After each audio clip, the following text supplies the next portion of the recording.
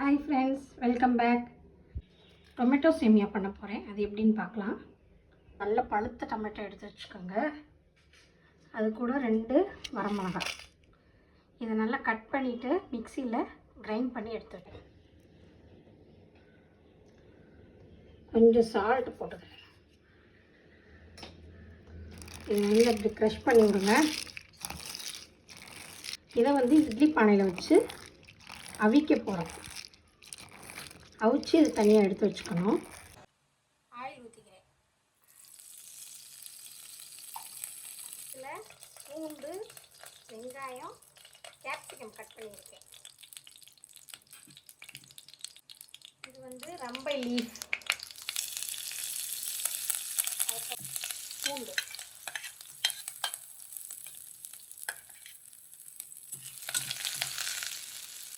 Onion, வெங்காயம்,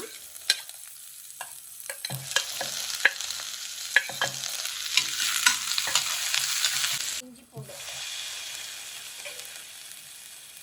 அரைச்சி வச்சிருந்தோம்ல தக்காளியும் வரமிளகாவும்,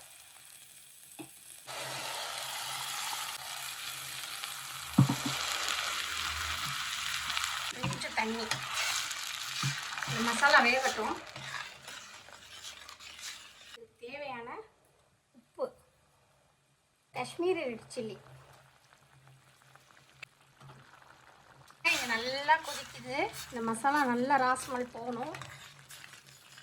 கொஞ்சம் சில்லி ஃப்ளேக்ஸ்.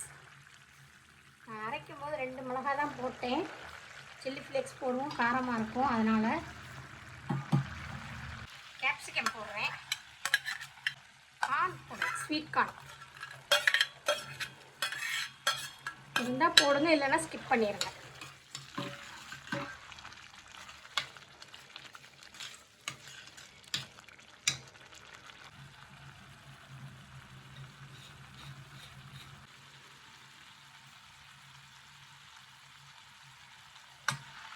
இந்த சாஸ் எல்லாம் போடுறதுனால கொஞ்சம் ஒரு டேங்கி ஃப்ளேவர் வரும். பெரி பெரி மசாலா கொஞ்சம் போடுறேன். ஆரிகானோ கொஞ்சம் போடுறேன். ஆயிடுச்சு.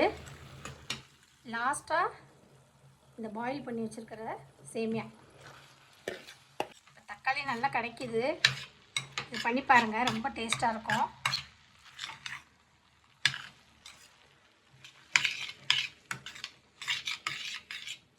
வெங்காயத்தாள்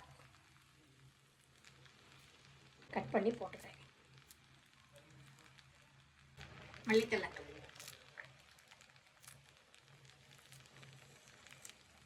டொமேட்டோ சேமியா ரெடி.